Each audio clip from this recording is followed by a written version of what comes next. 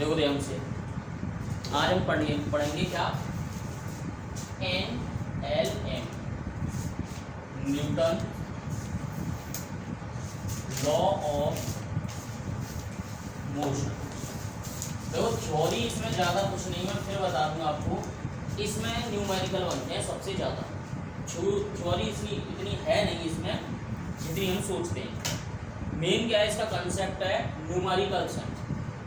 ठीक, सबसे पहली बात क्या है, फोर्स क्या है। अगर हम किसी बॉडी पे कोई ताकत को अप्लाई करें तो क्या होगा, उसी शेप और साइज में या उसी पोजीशन में चेंज आएगा। क्लियर है? तो हम क्या कहेंगे कि इस बॉडी पे कोई फोर्स एक्ट कर रहा है। ठीक, अगर कोई ऑब्जेक्ट टाइम के रेस्पेक्ट में अपनी पोजीशन चेंज नहीं करता है तो हम क्या कहेंगे, वो रेस्ट में, और उसकी टाइम के रेस्पेक्ट में कंटिन्यूअस पोजीशन चेंज हो रही है तो हम क्या कहेंगे, वो मोशन में। तो सबसे पहला इसमें जो बात आती है हम करने वाले हैं वो क्या है, इनर्शिया की है, कि इनर्शिया क्या होता है। सबसे पहला टॉपिक क्या है इसमें, इनर्शिया। ये होता क्या है, सबसे पहली बात, इनर्शिया कोई फिजिकल क्वांटिटी नहीं है, इनर्शिया एक प्रॉपर्टी है। इनर्शिया क्या है, प्रॉपर्टी है बॉडी की। तुमने ये सब 9th में भी पढ़ा होगा, लॉ ऑफ मोशन में, उसमें इक्वेशन ऑफ मोशंस पढ़ाई जाती हैं। इनर्शिया क्या होता है, किसी बॉडी की इनहेरेंट प्रॉपर्टी है। और इनर्शिया क्या करता है, अगर हम किसी बॉडी में चेंज करें तो वो पहले हमारे चेंज, जो हम चेंज कर रहे हैं फोर्स लगा, पहले वो अपोजिशन करेगी, यानी पहले वो अपोजिशन करेगी, पहले क्या होगा, वो खुद में चेंज होने से रोकेगी। अगर जैसे मान लो कोई कार है, आप चला रहे हो बड़ी स्पीड से, उसको आप ब्रेक मार दो तो ऐसा है तो है नहीं, कार को एकदम ब्रेक मारो तो सेकंड में वहीं की नहीं रुक जाए, या तो धीमे धीमे रुकेगी या क्या होगा, वो स्लाइड करने लग जाएगी। तो जब वो मोशन में है, आप जैसे ही ब्रेक मार रहे हो, फोर्स अप्लाई कर रहे हो, तो उसको फ्रिक्शन फोर्स बोलते हैं हम। तो क्या होता है, जो मोशन है पहले आपके अप्लाइड फोर्स का अपोजिशन करेगी, लेकिन आपका अप्लाइड फोर्स अपोजिशन कंटिन्यूअस लगता रहता है तो एक टाइम बाद वो रुक जाती है। तो ऐसे ही इनर्शिया क्या है, किसी बॉडी की इनहेरेंट प्रॉपर्टी है जिससे वो अपने में होने वाली चेंज का विरोध करेगी, अपोज करेगी। जैसे मान लो ये दीवार है, अगर हम सब लोग इसमें मिलकर फोर्स लगाएं तब भी ये दीवार नहीं जाएगी यहाँ से, क्योंकि इसकी इनहेरेंट प्रॉपर्टी यानी अपोजिशन करने की ताकत बहुत ज़्यादा है। अगर हम सब लोग मिलकर लगाएं वो ताकत भी कम होगी, ठीक है ना। तो इसको इनर्शिया क्या होती है, कोई भी बॉडी है उसकी इनहेरेंट प्रॉपर्टी है जिससे वो अपने में होने वाले अपने में होने वाले चेंजेस का अपोजिशन करेगी, इसको बोलते हैं हम इनर्शिया। अब इनर्शिया 3 टाइप का होता है, इनर्शिया ऑफ मोशन और इनर्शिया ऑफ रेस्ट और इनर्शिया ऑफ डायरेक्शन। 3 टाइप का होता है इनर्शिया। सबसे पहली बात, इनर्शिया ऑफ मोशन क्या होता है, इसको हम बहुत ही अच्छे से एग्जांपल से समझाएंगे। मान लो ये कोई बस है, क्या ये और इसका ड्राइवर कौन है, आप ना मैं ड्राइवर नहीं हूँ, बताऊंगा, मेरा तो उसमें बहुत बड़ा रोल है। ड्राइवर कोई भी है, सर वो कह रहा है चल इसको मान लेते हैं, सारी है इसका ड्राइवर। ठीक, अब ड्राइवर को हम इसमें शो नहीं करेंगे, हमें तो केवल बस से मतलब है। और यहाँ इस बस में अगर हम ध्यान से देखें, ये कोई सुंदर सी बालिका खड़ी हुई है, बहुत ही ज्यादा सुंदर है। ठीक, अब इसके पीछे मैं सीट पे आराम से बैठा हुआ और मैं इसको देख रहा हूँ। देखने का मतलब वो वाली निगाह से नहीं देख रहा हूँ, मैं ऑब्जर्व कर रहा हूँ फिजिक्स को, ठीक है, नहीं तुम गलत समझो। अब सुनो, बस चल रही है अपने आप, ठीक है, तो होगा क्या, जैसे ही ये बस वाला ब्रेक मारेगा तो ये लड़की आगे की तरफ झुकेगी। तुमने भी कभी महसूस किया होगा, अगर आप बाइक पे भी बैठ गया, कोई सडनली ब्रेक मारता है तो आपका खोपड़ा उसके खोपड़े में लगता है, होता है या नहीं होता। ऐसा इसलिए होता है क्योंकि आप जानते हो इस बस के कांटेक्ट में इसके पैर आ रहे हैं, ठीक है। तो जैसे ही वो बस पे ब्रेक लगाएगा तो इसके पैर पे ब्रेक लगी है, लेकिन इसका जो खोपड़ा है वो तो हवा में, उसकी टेंडेंसी क्या होगी, वो मोशन में रहना चाहेगा। तो जैसे ही वो ब्रेक मारता है इसके पैर तो वहीं में ही रुक जाएंगे और इसका खोपड़ा यहाँ आ जाएगा और ये इस तरीके से हो जाएगी। जैसे आप मान लो किसी कोई बस चल रही है, जैसी बस ब्रेक मारती है तो आप क्या हो, ऐसे हो जाते होते हो या नहीं होते? क्यों होते हो ऐसे? क्योंकि आपका जो सिर है वो हवा के कांटेक्ट में, वो हमेशा मोशन में ही रहना चाहेगा, और आपके पैर बस के कांटेक्ट में है, तो जैसे ही ड्राइवर ब्रेक मारेगा तो आपके पैर रुकेंगे, ना कि आपका सिर रुकेगा। तो इसमें इनर्शिया ऑफ मोशन कंसेप्ट क्यों लगाए? क्योंकि हमारी बॉडी मोशन में रहना चाहेगी जब तक हम उस पर कोई भी फोर्स ना लगाएं। जैसे ही मैं फोर्स ब्रेक लगाता हूं तो मेरे पैर तो रुक जाते हैं, लेकिन मेरा सिर हवा में है, वो मोशन में है, तो मोशन में ही रहना चाहेगा। इसको बोलते हैं हम इनर्शिया ऑफ मोशन। सही है। अब बात करते हैं इनर्शिया ऑफ डायरेक्शन की। इनर्शिया ऑफ डायरेक्शन में फिर से वही हुआ, एक बस और ये मेरी सीट, और फिर वही सुंदर सी। अब क्या होगा? बस रुकी हुई है, ठीक है। अब इसको गुस्सा आई, इसने चाबी घुमाई, और जैसे ही बस चालू करी, झट से उसको आगे बढ़ाएगा तो क्या होगा? जैसे ही बस आगे चलेगी, इसके पैर बस के कांटेक्ट में, पैर तो आगे जाएंगे और इसका सिर मेरी गोद में आ जाएगा, यानी कि ये इस तरीके से हो जाएगी। क्यों हुआ ऐसा? क्योंकि मैं जैसे करूँगी, बस चली तो क्या हुआ, मैं तो पीछे रहना चाहूंगा ना भाई। मेरी जो ऊपर की पोजीशन है वो रेस्ट में, तो मैं पीछे रहना चाहूंगा, और बस मेरे पैरों को आगे ले जाएगी तो मैं झट से इसको पकड़ लूंगा। तो इसको हम क्या बोलेंगे? Inertia of rest. Inertia of direction में क्या होता है? इनर्शिया ऑफ डायरेक्शन में आपने देखा होगा, अगर कोई कार या बस चल रही है, आप उसमें बैठे हुए हो, और जैसे ये कार या बस टर्न लेती है, आपका खोपड़ा शीशे में जाके लगता है, जो साइड में विंडो होती है। क्यों? क्योंकि मान लो बस ऐसे चल रही है, ध्यान से देखना, ये ट्रैक है और ये हम बैठे हुए हैं, जैसे ही बस जाएगी टर्न लेगी तो मैं ऐसे हो जाऊंगा। क्यों? क्योंकि पहले मेरी डायरेक्शन ये थी, झट से आप डायरेक्शन चेंज करो, पहले इनर्शिया अपोज तो करेगा आपका। तो इसको बोलते हैं इनर्शिया ऑफ डायरेक्शन, ठीक है। बहुत से एग्जांपल्स हैं इसके, तो आप लिख लेना।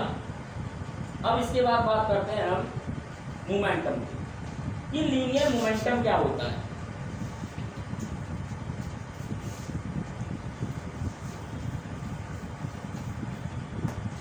लीनियर मोमेंटम, इसको P से रिप्रेजेंट करते हैं। आपने देखा होगा ऐसी कोई बॉडी नहीं है जिसके पास मास ना हो, हर बॉडी के पास अपना मास होता है, ठीक। जब वो मोशन में हुई तो उसके पास वेलोसिटी भी होगी, रेस्ट में होगी तो वेलोसिटी की वैल्यू 0 होगी। तो लीनियर मोमेंटम क्या होता है? प्रोडक्ट होता है मास और वेलोसिटी। अगर v = 0 है तो उसका मोमेंटम 0 है, और v = कांस्टेंट है तो उसका मोमेंटम भी कांस्टेंट है।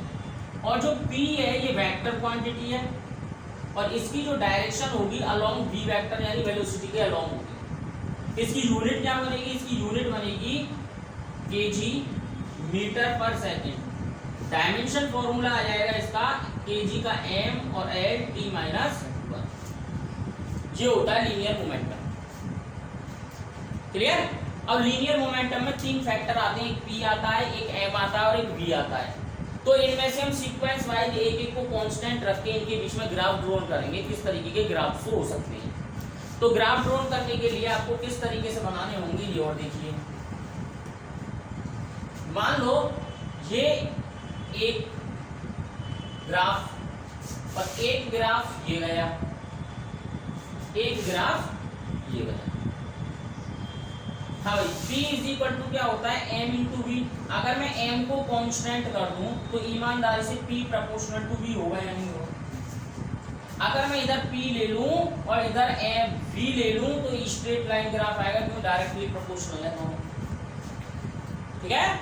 ऐसे ही P = होता है m × v, और अब मैं v को कांस्टेंट कर दूं और P प्रोपोर्शनल m के हो जाएगा, तो अगर इधर P लिए हो इधर m लिए हो तो ये भी स्ट्रेट लाइन ग्राफ है, ठीक है। ये किसका ग्राफ है? P प्रोपोर्शनल टू v का। ये किसका ग्राफ है? P प्रोपोर्शनल टू m का। अब ऐसे P इज इक्वल टू क्या होता है, P is equal to M into V. अब मैं P को कांस्टेंट कर दूं तो एम वी कांस्टेंट हो जाएगा, तो m प्रोपोर्शनल टू 1/v हो जाएगा। अगर इधर हम v को लिए हैं और इधर m को लिए हैं तो इसका ग्राफ इस तरीके का आएगा, कटोरी ग्राफ आएगा, क्योंकि इनवर्सली प्रोपोर्शनल में इस तरीके का ग्राफ आता है। ये हो जाती है कि graph.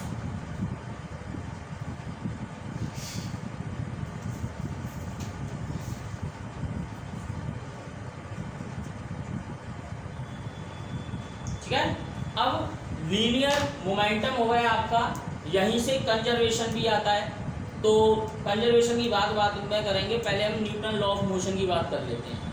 Newton law of motion 3 होते हैं। न्यूटन के कितने लॉ होते हैं? 3 होते हैं। पहला लॉ क्या होता है न्यूटन का? पहला लॉ ये इनर्शिया का ही लॉ है। पहला लॉ ये होता है कि अगर कोई बॉडी रेस्ट में है तो रेस्ट में ही रहना चाहिए, अगर कोई बॉडी मोशन में है तो मोशन में ही रहना चाहिए। कब तक? जब तक उसके आप कोई बाहर से एक्सटर्नल एजेंसी वर्क ना करे। ठीक है, पहला लॉ ये हो जाता है, जो भी इनर्शिया की डेफिनेशन है वही आपका पहला लॉ बन जाता है न्यूटन का। क्लियर है ना? ये तो इसमें तो कोई बड़ी बात है नहीं। अब सेकंड लॉ क्या कहता है? सेकंड लॉ ये कहता है कि अगर हम किसी बॉडी पे फोर्स लगाएं, अगर हम किसी बॉडी पे फोर्स लगाएं तो ये जो फोर्स है डायरेक्टली प्रोपोर्शनल होगा इसके rate of change of momentum. F is directly proportional to dp over dt। ये होता है न्यूटन का सेकंड लॉ कि कोई भी बॉडी पे फोर्स लगाएं तो F डायरेक्टली प्रोपोर्शनल किसके होगा? उस बॉडी के मोमेंटम में जो चेंज आ रहा है उसके रेट के बराबर होगा। ठीक है, और प्रोपोर्शनलिटी हटाओगे कांस्टेंट आएगा dp ओवर dt। लेकिन इन SI सिस्टम k की वैल्यू हो जाती है 1, तो F इज इक्वल टू क्या होगा? dp upon dt। But P is equal to क्या होता है? m इंटू वी हम जानते हैं, तो F is equal to d over dt। m into V mass constant है, चेंज होगा नहीं, बाहर ले लीजिए, और dv ओवर dt ये आपका एक्सेलरेशन है, तो F is equal to m। यही है न्यूटन का सेकंड। क्लियर है? इसको बोलते हैं न्यूटन का सेकंड लॉ। फिर आता है न्यूटन का थर्ड लॉ। क्या होता है न्यूटन का थर्ड लॉ? क्या होता है आपने बहुत पढ़ा होगा, बहुत सारे देखे होंगे। न्यूटन का थर्ड लॉ जो होता है वो होता है एक्शन रिएक्शन पे, कि हम किसी बॉडी पे जितना फोर्स लगाएंगे वो बॉडी भी हम पे सेम मैग्नीट्यूड में लेकिन अपोजिट डायरेक्शन में उतना ही फोर्स अप्लाई करेगी हम पे। तो इसको बोलते हैं एक्शन रिएक्शन पेयर। यानी एक बॉडी दूसरी बॉडी को एक्शन करेगी तो दूसरी वाली बॉडी पहली वाली बॉडी को रिएक्शन प्रोवाइड करेगी, लेकिन होगा क्या? मैग्नीट्यूड सेम होगा लेकिन डायरेक्शन अपोजिट होगी। अगर इसको हम डायग्राम से देखें तो हम इसको इस तरीके से बना के समझ सकते हैं कि न्यूटन का जो थर्ड लॉ है एक्शन रिएक्शन पेयर, ये किस तरीके से काम करता है। तो मान लो ये कोई सरफेस है, इस सरफेस पे दो ब्लॉक रखे हुए हैं A और B। यहां से आपने इस पे फोर्स लगाया F, ये इनकी कांटेक्ट सरफेस है। अब देखो एनएलएम पढ़ने के लिए आपको एक चीज ध्यान रखनी पड़ेगी कि अगर कांटेक्ट में सरफेस आ रही है तो हम उनको इमेजिन करेंगे वो किसी स्ट्रिंग से बंधी हुई है। हम उसको जूम करके क्या एज्यूम करेंगे कि वो उनकी जो कांटेक्ट सरफेस है वो किसी स्ट्रिंग से बंधी हुई है। तो मैं यहाँ पे अगर इसको देखूं जूम करके तो क्या बनेगा? ये है ब्लॉक A और ये है ब्लॉक B। इधर से आपने लगाया फोर्स, आपने फोर्स A पे लगाया, B किसके सपोर्ट में चल रहा है? A कर रहा है। इसके लिए आप A पे फोर्स लगाते हो तो A वाली बॉडी B पे फोर्स प्रोवाइड करती है BA, यानी force on B due to A। ये हो गया आपका एक्शन। ये क्या हो गया आपका? एक्शन। अब ये वाली बॉडी भी सेम मैग्नीट्यूड का लेकिन अपोजिट डायरेक्शन में इस पे भी फोर्स लगाएगी FAB, force on A due to B, और ये आपको मिलेगा रिएक्शन। तब इसको एक्शन रिएक्शन पेयर बोलते हैं। यानी कि अगर हम देखें तो FAB इज इक्वल टू होगा माइनस ऑफ FBA। अगर ये तो डायरेक्शन में आ रहा है वेक्टर में, अगर मैग्नीट्यूड में लिखूं तो FAB मैग्नीट्यूड ऑफ FBA बराबर होंगे। यानी मैग्नीट्यूड में ये फोर्स बराबर होंगे लेकिन डायरेक्शन की अपोजिट होगी, तभी इनको एक्शन और रिएक्शन पेयर बोलते हैं अपन। ठीक है, तो ये हो जाता है आपका न्यूटन के लॉ हो जाते हैं। अब न्यूटन के लॉ होने के बाद इसमें एक कंसेप्ट आता है इम्पल्स क्या होता है। कंसेप्ट क्या आता है? इम्पल्स। ये इम्पल्स क्या चीज है, तो इसको भी देख लेते हैं। इसको आई से रिप्रेजेंट करते हैं। अच्छा, आपको खुद देखिए, एक चीज को खुद समझना, समझते हो पर आप उसको फिजिक्स में नहीं लगाते हो। जो फील्डर होता है कभी भी कैच लेता है तो अपने हाथों को पीछे की साइड लाता है या नहीं लाता? सब लोग क्रिकेटर हो, सबने वर्ल्ड कप जीता है, जब भी कैच आता है तो पीछे होते हैं नहीं होते? हम क्यों होते हैं पीछे? अगर हम वहीं की वहीं लेंगे हमारे हाथों पे ज्यादा दर्द होगा। हम उसको पीछे इसलिए खींच के लाते हैं, फोर्स की वैल्यू कम करते लाते हैं और फोर्स का इम्पैक्ट हो जाता है कम। उसी को इम्पल्स बोलते हैं। इम्पल्स क्या होता है? जो फोर्स लग रहा है उसके टाइमिंग को बढ़ा देता है और धीमे धीमे उसके इम्पैक्ट को कम कर देता है। जैसे मैं तुमसे कहूँ छत से तुम्हें कूदना है, जूते चप्पल कुछ नहीं पहनते तो तुम्हारे पैरों में ज्यादा लगेगी, और मैं तुम्हें खूब इतनी मोटी मोटी हाई हील वाले जो होती है ना, सैंडल नहीं देना, कोई लड़की थोड़ी नहीं हो, जूते दूंगा। अगर उनको और जूते भी इतने होंगे, उनके नीचे का जो होगा वो काफी सॉफ्ट होगा, जैसे गद्दे टाइप का मान लो, तो आपको बिल्कुल नहीं लगेगी। क्यों नहीं लगेगी? आपको पता है कि अगर आपने इतने मोटे गद्दे के जूते पहने हैं, जैसे आप छत से कूदोगे आपका एमजी इसको प्रेस करेगा, आपका एमजी प्रेस करेगा, धरती तक पहुंचने में इस फोर्स की वैल्यू जो है कम होती चली जाएगी और आपको लगेगी नहीं। तो इम्पल्स जो होता है I is equal to force into delta T के बराबर होता है। इम्पल्स क्या होता है? फोर्स और शॉर्टेस्ट टाइम का प्रोडक्ट होता है। जैसे मान लो आप छत से कूदे, पहले फोर्स यहाँ आएगा, अब फोर्स को यहाँ से यहाँ तक पहुंचने में जो टाइम लगता है हम उसको डेल्टा टी कंसीडर कर लेते हैं, और फोर्स कितना है आपके पास F, तो इस फोर्स का इस टाइम से मल्टीप्लाई करते हैं तो ये इम्पल्स बन जाता है। क्लियर है? अच्छा, इसको और अच्छे से देखें तो I इज इक्वल टू ये क्या होता है? Delta P upon delta T, Newton second law, ठीक। और डेल्टा टी ने डेल्टा टी को चल लिया तो I इज इक्वल टू क्या आ गया? Delta P। तो जो इम्पल्स है वो पता है इम्पल्स क्या होता है? इम्पल्स होता है change in momentum, change in momentum. Clear हुई नहीं हुई मेरी बात? ये बताओ पहले। इम्पल्स क्या होता है? चेंज इन मोमेंटम होता है। क्लियर? जैसे मैं आपको बता दूं, कोई बॉडी, जैसे मान लो ये बॉडी है, इसके पास पहले इसका मास है m और इसके पास वेलोसिटी है u। अब ये यहाँ आएगी तो आते आते इसकी वेलोसिटी यहाँ चेंज होगी या नहीं होगी? उसको हम v मान लें, मास तो वही रहेगा, तो चेंज इन मोमेंटम क्या होगा? mv माइनस का m, और यही आपका क्या बन जाएगा? इम्पल्स बन जाएगा। तो इम्पल्स के क्वेश्चन आपसे जब भी पूछे जाएंगे तो ध्यान देना, उसमें क्या होगा? आपको चेंज मोमेंटम निकालना है। क्या निकालना है आपको? उसमें चेंज मोमेंटम निकालना है। मोमेंटम के बहुत सारे एग्जांपल्स हैं। क्रिकेटर वो फील्डर जो होता है अपने हाथों को पीछे ले आता है क्योंकि वो फोर्स की इम्पैक्ट को कम करना चाहता है। या आपने देखा होगा चीनी मिट्टी के बर्तन वगैरह आते हैं, जैसे आप देख सकते हो वॉश बेसिन वगैरह, ट्रक, बड़े बड़े ट्रकों में जब आते हैं तो आपने देखा घास घूस में लपेट के लाए जाते हैं। क्यों? एक दूसरे आपस में ये टकराएंगे तो टूट जाएंगे। अब उनके बीच में घास बढ़ दी जाएगी तो उनको टकराने में जो टाइम है वो मिल जाएगा और फोर्स का इम्पैक्ट कम हो जाएगा और टूटते नहीं। या कांच वगैरह के पॉट वगैरह लेके आते हैं गिलास के, तो आपने देखा होगा पेपर में या कोई थर्माकोल में, फ्रीज आया थर्माकोल में रखते हैं, एलईडी टीवी आई थर्माकोल में रखते हैं, कोई भी चीज लेके आते हैं उनको थर्माकोल में इसलिए रखा जाता है क्योंकि जब ये ट्रक में चढ़े तो आपस में टक्कर करें तो टक्कर करने में इनके फोर्स के बीच का जो टाइम है वो बढ़ जाए और बढ़ने से फोर्स की वैल्यू कम हो जाए और सामान टूटे ना, सुरक्षित आपके घर आ जाए, जिससे आप भी खुश, आपकी बीवी भी खुश, दोनों की जिंदगी बढ़िया चलती रहेगी। ठीक है? अब सुनो ध्यान से। अब इसमें कोलिजन का कंसेप्ट और आता है। कोलिजन का मतलब है मोमेंटम। एक होता है कंजर्वेशन ऑफ लीनियर मोमेंटम। क्या होता है? Conservation of linear momentum. Conservation of linear momentum क्या कहता है? ध्यान से सुनना, इसमें क्वेश्चन बहुत बनते हैं, आपको कंसेप्ट लगाना आना चाहिए। एक क्वेश्चन है आईआईटी का, बहुत जबरदस्त है लेकिन है एक लाइन का।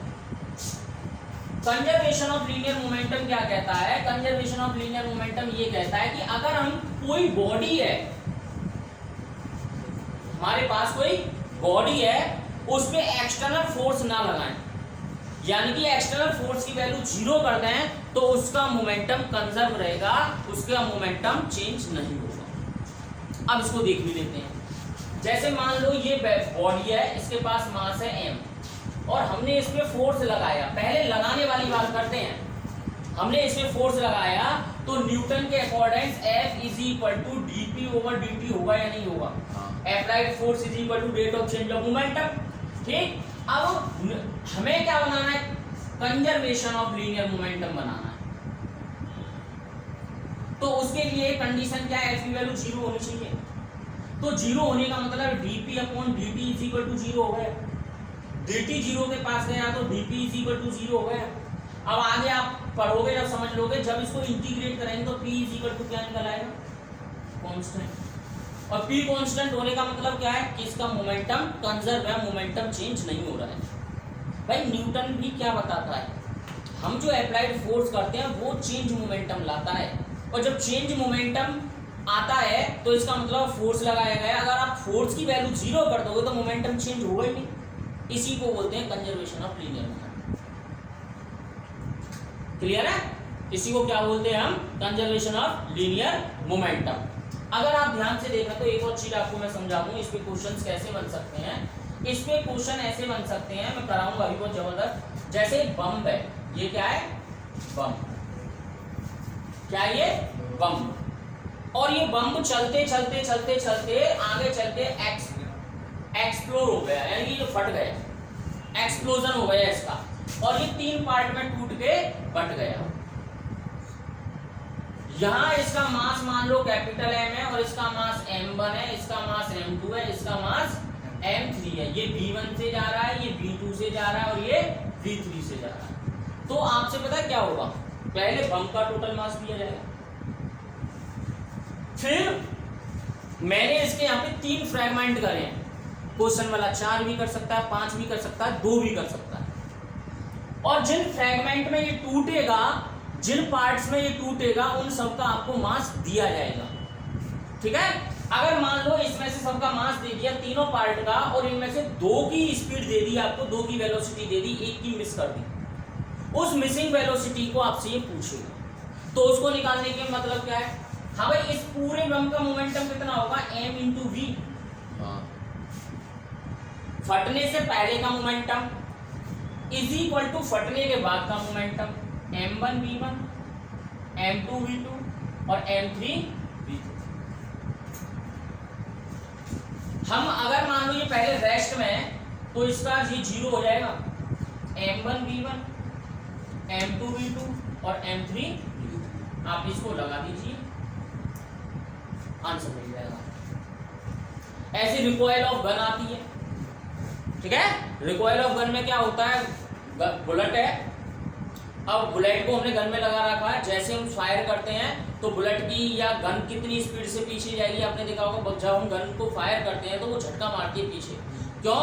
जिस बुलेट जैसे ही बैरल से निकलती है तो क्या होगा? न्यूटन थर्ड लॉ लगता है और पीछे की तरफ झटक मारता। तो उसका भी क्वेश्चन आपसे पूछा जा सकता है। अब इसमें जो क्वेश्चन है मैं आपको बता दूं। अब इसमें क्वेश्चंस केवल क्वेश्चन ही क्वेश्चंस हैं, क्वेश्चन की टाइपिंग समझनी है। इसमें एक टॉपिक है केवल फ्रिक्शन। क्या टॉपिक है? फ्रिक्शन। वो फ्रिक्शन होने के बाद इसकी एनएलएम की थ्योरी हो जाती है।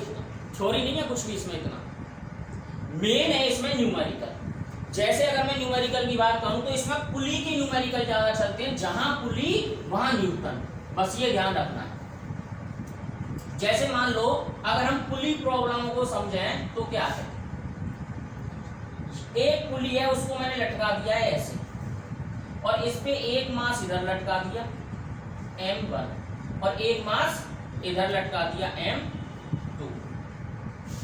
तो आपने देखा होगा ये कौन सा ब्लॉक ऊपर जाएगा, कौन सा ब्लॉक नीचे जाएगा? जो भारी होगा वो नीचे जाएगा और जो हल्का होगा वो ऊपर जाएगा। तो मान लो m1 ग्रेटर है m2 से। आपसे ज्यादातर क्वेश्चनों में क्या पूछेगा? एक्सीलरेशन पूछेगा और स्ट्रिंग में टेंशन पूछेगा।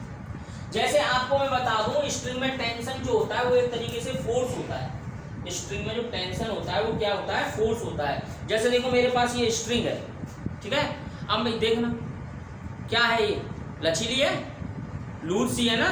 अब देखो मैं इसको, अब टाइट हो गई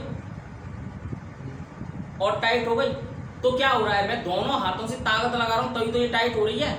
और इसमें जो टाइटपन आ रहा है उस टाइटपन को हम क्या बोलते हैं, टेंशन। इस टेंशन को निकालेंगे, क्लियर है। तो इसको निकालने के लिए क्वेश्चंस आपको बहुत डिफरेंट दिए जाएंगे। यहाँ पे कई टाइप के क्वेश्चंस हो सकते हैं, कैसे भी हो सकता है, तो आपको ध्यान रखना है क्वेश्चन प्रॉब्लम कैसे सॉल्व करनी है। अगर हमने इसमें माना है m1 बड़ा है m2 से, तो ईमानदारी से m2 को इधर चलना चाहिए a एक्सीलरेशन से, और m2 को इधर जाना चाहिए a एक्सीलरेशन से, ठीक है।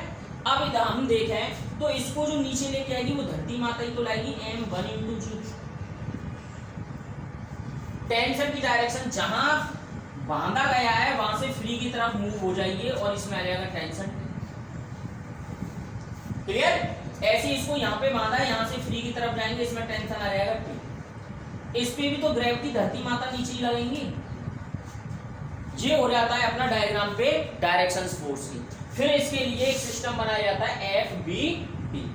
FBD का मतलब फ्री बॉडी डायग्राम। आप सबके फ्री बॉडी डायग्राम बनाओगे। मेरी एक और बात ध्यान रखना, अगर ये कोई ब्लॉक है, अगर ये कोई ब्लॉक है तो इसके पास मास है और इसके पास एक्सीलरेशन है, तो इसका मास और एक्सीलरेशन न्यूटन का सेकंड लॉ है। न्यूटन का सेकंड लॉ है या नहीं? हाँ, ठीक है। तो ma हमेशा क्या होगा, चलाने वाली ताकत, चलाने वाली माइनस रोकने वाली। ये आपको फंडा ध्यान रखना। ma हमेशा किसके बराबर होता है, चलाने वाली ताकत माइनस रोकने वाली ताकत। अब आप कैसे पता करोगे कौन सी चलाने वाली है कौन सी रोकने वाली है? तो जिधर सिस्टम मूव करेगा उस डायरेक्शन में जो फोर्स होंगे वो चलाने वाले, उसके अपोजिट जो फोर्स होंगे वो रोकने वाले होंगे। तो इस क्वेश्चन में मैं ध्यान से देखूं, FBD बनाऊं, तो अगर मैं m1 को पकड़ लूं, पकड़ लिया m1 को, क्लियर है। जब मैंने m1 को पकड़ा तो इसमें जो t है वो ऊपर लग रहा है, और m1g कहां लग रहा है भैया? सिस्टम जा कहां रहा है, यानी कि ब्लॉक कहां जा रहा है, ऊपर। लो साहब ऊपर भगा दो a एक्सीलरेशन से। सिस्टम ब्लॉक कहां जा रहा है, ऊपर डायरेक्शन में। कौन सा फोर्स है, t है। देखो इसका तीर और इसका तीर मैच हो रहा है, तो t चलाने वाला, इसके अपोजिट डायरेक्शन में किसका तीर है, m1g। ब्लॉक पे देखना है फोर्स की डायरेक्शन, तो m1g रोकने वाला है और चल कौन रहा है, m1a से। ये इक्वेशन 1। क्लियर हुआ या नहीं हुआ ये है? हाँ, क्लियर है। तो ध्यान देना है आपको, चलाने वाली ताकत माइनस रोकने वाली ताकत is equal to m into a। ये फंडा ध्यान रखना। ये तो हमने FBD किसका बनाया था, पहले वाले ब्लॉक का। अब मैं दूसरे वाले ब्लॉक का FBD बनाऊं, तो ये गया m2, t ऊपर और m2g कहां पर है, नीचे। सिस्टम उल्टा कर दिया था यार मैंने, उसमें इस वाले में a नीचे आएगा ना, m2 का बना दिया m1 की जगह। अच्छा m2 का तो बना दिया है, तो लो इसको m2 ले लो, ये m2 कर लो। तो m2 में क्या होगा, जो ऊपर जा रहा है t चलाने वाला, तो सही है। हाँ सही है, ठीक है ना। अब यहाँ देखें तो ये वाला जो ब्लॉक है m1, ये कहाँ जा रहा है, नीचे a एक्सीलरेशन से। तो चलाने वाला कौन है इसमें, चलाने वाला ये m2g है, m2g चलाने वाला है, m1g उल्टा हो गया ना। m1g चलाने वाला है, रोकने वाला कौन है, t चलेगा कौन, m1a। इक्वेशन 2 हो गई। इसको और इसको ऐड करूं तो देखो टेंशन नेगेटिव टेंशन पॉजिटिव ये कट जाएंगे और मेरे पास क्या मिलेगा, मुझे मिलेगा m1g माइनस m2। हाँ, m1g minus m2g is equal to m1 plus of m2 into a। तो ईमानदारी से एक्सीलरेशन निकालने में कोई बुराई है? देखो अब आपको m1 और m2 की वैल्यू दे दी जाए तो एक्सीलरेशन आ जाएगा नहीं आ जाएगा सिस्टम का। हाँ अगर मैं एक ही वैल्यू या तो इक्वेशन 1 में रख दूं या 2 में रख दूं तो टेंशन आ जाएगा। इस तरीके से क्वेश्चंस करने होते हैं हमें इसलिए। ये तो सिंपल वाला क्वेश्चन था, इसमें कुछ नहीं था। देखो ध्यान से, अगर इसको हम यहाँ से समझें तो ये पहिया मैंने तुम्हारे लिए इसलिए लगा रखा। अब समझो इसको।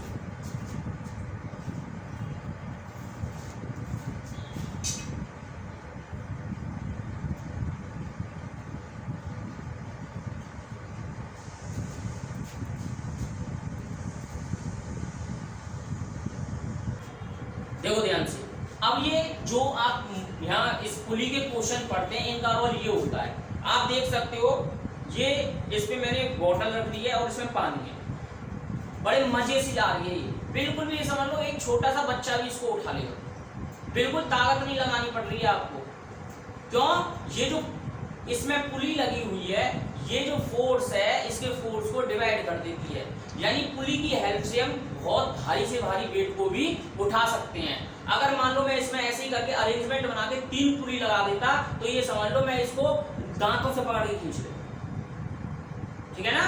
तो पुली का रोल क्या होता है, यहाँ पे फोर्स को कम करना होता है। आपने जिम वगैरह जाते हो, बॉडी बनाते हो तो आपने देखा होगा वहीं पुली लगी रहती है और इस तरीके से वेट को उठाते हो। ऐसा करता बहुत से यूं ऐसे यूं करते या लगा दो इसमें 2-4 और मेरी बॉडी बन जाए आज ऐसे करके। ये तो ना मुझे बिल्कुल लग नहीं रहा कि मैं इसको खींच रहा हूँ, ऐसे लग रहा है एक पत्ते को खींच रहा हूँ मैं। तो इसमें क्या है, फोर्स कम हो रहा है। क्यों कम हो रहा है फोर्स? क्योंकि यहाँ पे हमने इस पुली की हेल्प ली है। अब ऐसे यहाँ पे एक और बोतल बांध दें तो ये वाला सिस्टम बन जाएगा। ठीक है, तो इसके लिए भी करते हैं बोतल बांध के। पुली का काम क्या होता है? पुली का काम है फोर्स की वैल्यू को कम करना। ठीक है, अब ध्यान से देखना, देखो ध्यान से, ये एक बोतल है और इस बोतल में मैंने पानी भर दिया है और इसमें भी एक बोतल है उसमें भी पानी भर दिया है। तो आप देख रहे हो ये रुका हुआ है सिस्टम इक्विलिब्रियम में। अब जैसे ही मैं क्या करूंगा, ये बिल्कुल सेम इसी टाइप का क्वेश्चन है। अबे उड़े कहां जा रहा है, रुक। अब जैसे ही मैं इस बोतल में पानी करूंगा तो देखना ये सिस्टम किधर जाएगा। मैं मास को इंक्रीज कर रहा हूँ इस इधर साइड वाले। अरे रुक ले, ध्यान से देखना, बहुत मेहनत लगी है इसको बनाने में। देखो गया देखो, अब ये वाली बोतल ऊपर आ गई, ये वाली नीचे गई। अब जैसे ही आप इसमें पानी और डालोगे तो क्या होगा, अब ये वाली बोतल नीचे आएगी। तो इस टाइप की कुछ ऐसे ही गया देखो जा रहा है। ये सेम यही कंडीशन होगी। जिसका मास ज्यादा होगा वो सिस्टम का क्या होगा, नीचे जाएगा, और जिसका मास कम होगा वो सिस्टम ऊपर जाएगा। अब इस स्ट्रिंग में जो टेंशन आ रहा है उस टी की वैल्यू पूछता है आपसे क्वेश्चनों में, और क्या पूछता है, फोर्स की वैल्यू पूछता है। थोड़ा सा और डाल दो इसमें, डालो प्यासे को पानी पिलाओ, आजा आजा आजा, देखो ध्यान से, आजा आजा आजा आजा आजा आजा, देखो ये है ग्रेविटी का काम। इस तरीके से ग्रेविटी काम करती है। तो ऐसे अपन से क्वेश्चंस पूछे जाएंगे। अब इस पुली को हम डिफरेंट तरीके से लगा सकते हैं, तो उसके किस तरीके से क्वेश्चंस होंगे उनकी बात करेंगे। ठीक है ना, ये थोड़ी पुली की बात हो गई थी। अब इसमें करेंगे अलग डिफरेंट टाइप से लगा। हाँ भाई, अब पढ़ते हैं थोड़ी लिफ्ट की प्रॉब्लम। लिफ्ट प्रॉब्लम, देखो लिफ्ट प्रॉब्लम लगाने के लिए मैंने एक मॉल में खेल करा था, लेने कुछ नहीं गया था, बस लिफ्ट के मजे लेने गया था। मैंने रात को न्यूटन लॉ ऑफ मोशन पढ़े थे, तो सुबह मेरे को विश्वास नहीं हुआ, तो मैं एक मॉल में गया और मैंने वहाँ जाके लिफ्ट में फील कर लिया कि हाँ वाकई में ऐसा होता है।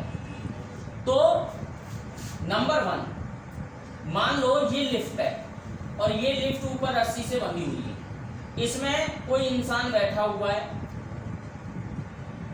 ध्यान से सुनना, ये इंसान अपने वजन से इसको नीचे दबाएगा mg से, लेकिन mg को रिएक्शन फोर्स प्रोवाइड होगा न्यूटन थर्ड लॉ से, जिसको हम रिएक्शन फोर्स R बोलते हैं, जो नॉर्मल होता है।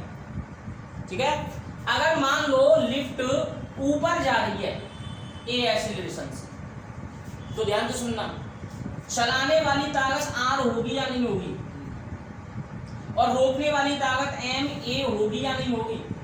mg होगी। हाँ mg, मैं यही तो चेक कर रहा था, ध्यान तुम्हारा है या नहीं इधर, और ध्यान है तुम्हारा। Is equal to M A से चलेगी ये लिफ्ट। अगर मैं ध्यान से देखूं तो R is equal to M G plus M A हो जाएगा। तो इस कंडीशन में आपके एम जी में ए ऐड हुआ या नहीं हुआ? तो जब लिफ्ट ऊपर जाती है तो हमें भारी भारी सा फील होता है कि हमारे पेट में बिना रोटी खाए हुए कौन बैठ गया है। अब मेला चल रहा है इस समय, मेले में आपने देखा होगा झूला जब ऊपर जाता है तो आपको बड़ा भारी भारी फील होता है, ठीक है।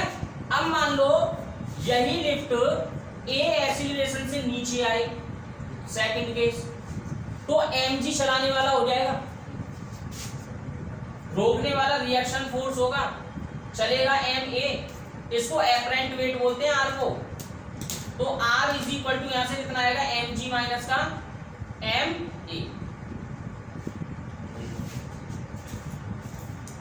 इस कंडीशन में आपने क्या देखा, mg में से कुछ वैल्यू माइनस हुई है और वो कुछ वैल्यू ma है या नहीं। तो जब झूला नीचे आता है, जब लिफ्ट नीचे आती है तो पेट खाली खाली सा लगता है, गुलगुली सी होने लगती है। देखना झूला चल रहा है इस समय, गुलगुली सी होती है बहुत जोर से। कभी कभी तो किसी का इस गुलगुली की वजह से निकल जाता है। नहीं, एक बार मैं झूले में बैठा हुआ था तो मैंने देखा कुछ बच्चे रो भी रहे थे, हंस भी रहे थे, किसी को डर लग रहा था, तो एक ने तो सूसू कर दी, ऐसा लग रहा था बारिश हो रही है। क्योंकि पेट खाली खाली होता है, गुलगुली सी होने लगती है अंदर, ठीक है। ये लिफ्ट के केसेस हैं। अगर मान लो लिफ्ट कांस्टेंट ऐसे मान लो v कांस्टेंट से चल रही है, v कांस्टेंट का मतलब है एक्सीलरेशन 0, चाहे ऊपर जाए चाहे नीचे आए। उस केस में क्या होगा, अगर ऊपर जा रही है तो r चलाने वाला, mg रोकने वाला, ma से चलेगी, लेकिन यहाँ a की वैल्यू 0 हो जाएगी कांस्टेंट वेलोसिटी के लिए। तो r इज इक्वल टू क्या होगा, mg। तो आपके एपरेंट जो आपका वेट होगा वो एक्चुअल वेट होगा, एपरेंट वेट बिल्कुल भी नहीं, ठीक है। इस तरीके से इसके क्वेश्चंस आपसे पूछे जा सकते हैं। और अब इसमें क्वेश्चंस और भी हैं टाइप के, और फ्रिक्शन है तो वो नेक्स्ट लेक्चर में ले लेंगे, ठीक है। आज के लिए बस इतना है। मुझे लगता है मजा आया होगा आज वीडियो में।